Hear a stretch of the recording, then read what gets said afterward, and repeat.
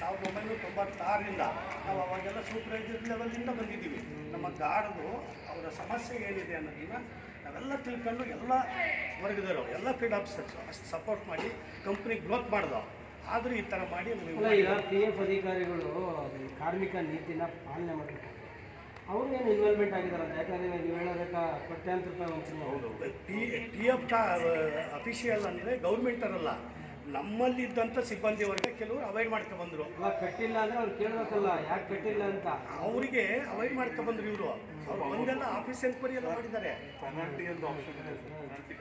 ಆಮೇಲೆ ಪೆನಾಲ್ಟಿ ಕಟ್ತೀವಿ ಅಂದ್ಬಿಟ್ಟು ಅವಾಯ್ಡ್ ಮಾಡ್ಕೊಬಂದರು. ನಮ್ಮಲ್ಲಿ ಇ ಡಿ ಪಿ ಇದರಲ್ಲಿ ನಮ್ಮ ಮ್ಯಾನೇಜರು ಲಾಜರ್ ಅಂತ ಇದ್ದಾರೆ, ಇಲ್ಲೂ ಇದ್ದಾರೆ ಅವರು ನಮ್ಮ ಹುದ್ದೆಯಲ್ಲಿ. ಹೊರಗೆ ಏನಾಗಬೇಕು ಸರ್ ನಿಮಗೆಲ್ಲ? ಅದರಿಂದ ನಮಗೆಲ್ಲ ಏನಂದರೆ ಈಗ ನ್ಯಾಯ ದೊರಕಿಸ್ಕೊಡ್ಬೇಕು.